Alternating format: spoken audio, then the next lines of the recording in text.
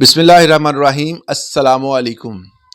नाजरीन, आज हमने बात करनी है कि एक दोस्त का ये सवाल है कि PT1 रजिस्ट्री पर कितना टैक्स है और ख़र्चा कितना आता है अगर हम PT1 रजिस्ट्री करवाते हैं।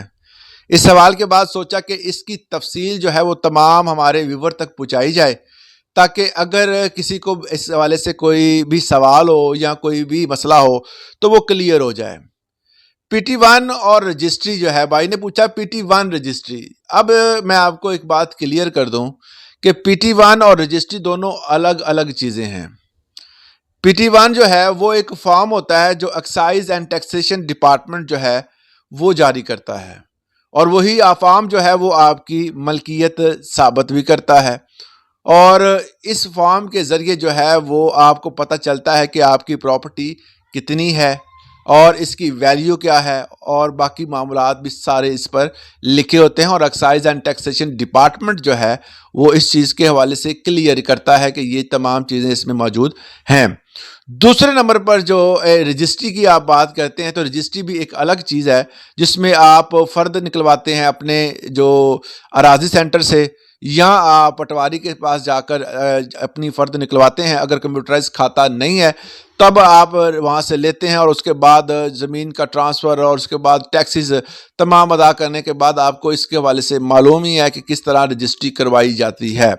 अब वो एक अलग मामलात हैं, और PT1 जो है वो अलग चीज़ है। आपको इस वाले से तो क्लियर हो गया होगा कि PT1 की रजिस्ट्री नहीं होती। रजिस्ट्री जो होती है वो उस प्रॉपर्टी की होती है जो प्रॉपर्टी किसी बंदे के नाम से मंसूब हो, और वो उसकी मुकम्मल जो है वो उसकी रजिस्ट्रेशन उस बंदे के नाम पर हो। PT1 के हवाले से मैं आपको ये बात क्लियर कर दूं कि PT1 बेसिकली जो है वो एक ऐसा कागज़ होता है जो हमारे एक्साइज एंड टैक्सेशन डिपार्टमेंट जो है वो जारी करता है। आप एक सादा कागज़ लेते हैं और उस पर आप 20-25 रुपए की टिकट लगाते हैं, और लगाने के बाद या 100 रुपए की लगा लें, उसके बाद आप एक्साइज टैक्सेशन डिपार्टमेंट में जाएं, एप्लीकेशन दें, और आपको उस वाले से तमाम तर डिटेल जो है वो प्रॉपर्टी की मिल जाती है। PT1 और एक PT1 होता है, एक PT10 होता है, और एक PT14 और एक 13। ये भी PT1 की टाइप्स हैं। आगे इसके बारे में मैं आपको बताऊंगा, मगर पहले PT1 के बारे में आपको मैं बता दूं कि PT1 जो है बेसिकली एक ऐसा कागज़ का टुकड़ा होता है जिस पर आपकी मुकम्मल तौर पर डिटेल मौजूद होती है। अदारा जो है वो जाकर उस जगह का मुआयना करता है, और मुआयना करने के बाद उस कागज़ पर हदूद अरबा, उसकी पैमाइश, उसकी मुकम्मल डिटेल जो है वो लिख देता है। लिखने के बाद जो है वो उसको एक नंबर अलॉट करता है जिसको कहते हैं PT1। वो नंबर जो होता है वो उसकी निशानदेही करने में मदद देता है। दूसरे नंबर पर जो है वो PT1 का टैक्स कितना होता है, जो मेन चीज़ है टैक्स की। टैक्स जो है वो इसका, अगर आपकी 1 कनाल की प्रॉपर्टी है या इससे ज़्यादा है, और आप गवर्नमेंट के एम्प्लॉय रिटायर्ड हैं, तो आप पर टैक्स नहीं होगा। बेवा पर टैक्स नहीं होता, और जितने भी यतीम बच्चे हैं उन पर टैक्स नहीं होता। और इस तरह जो है वो मुख्तलिफ किस्म के जो बंदे आम तौर पर मुलाजमीन हैं, किसी भी मिलिट्री के, किसी भी हमारे जो जितने भी जवान हैं, ये अगर रिटायर्ड होते हैं या इनकी फैमिलीज़ जो हैं, इनको भी टैक्स से इस्तिस्ना हासिल है। अगर किसी का रेंट पे दिया हुआ है वो PT1 वाला प्रॉपर्टी जो है आपकी, तो उस पर अगर आपका रेंट जो है वो एक मखसूस मुद्दत 12,000 से कम है, तो उस पे भी आप जो है वो उससे इस्तिस्ना हासिल होता है। अब बात करते हैं कि इसकी जो ट्रांसफ़र है वो किस तरह होती है।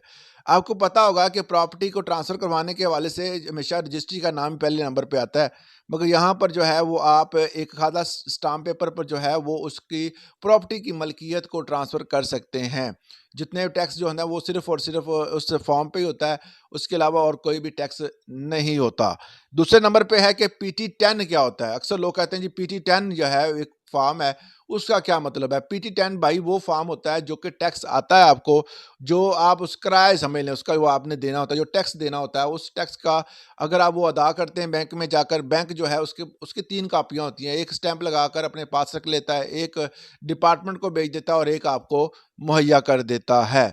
इसके बाद आती है बारी PT11 की। अगर आप टैक्स अदा नहीं करते तो आपको एक नोटिस आता है, उसको PT11 कहा जाता है। और उसके बाद है PT14। पीटी 14 जो होता है वो नोटिस होता है जो कि अगर आप किराएदार हैं और आप किराया नहीं अदा कर रहे और टैक्स अदा नहीं कर रहे तो भी आपको वो नोटिस आ जाता है। इसके बाद है पीटी 13। पीटी 13 का मतलब ये होता है कि ऐसा जो ऐसी प्रॉपर्टी कह सकते हैं, जो प्रॉपर्टी जिस पर एक मंजिला इमारत बनी हो और आप उसको 2 मंजिला करना चाहते हैं।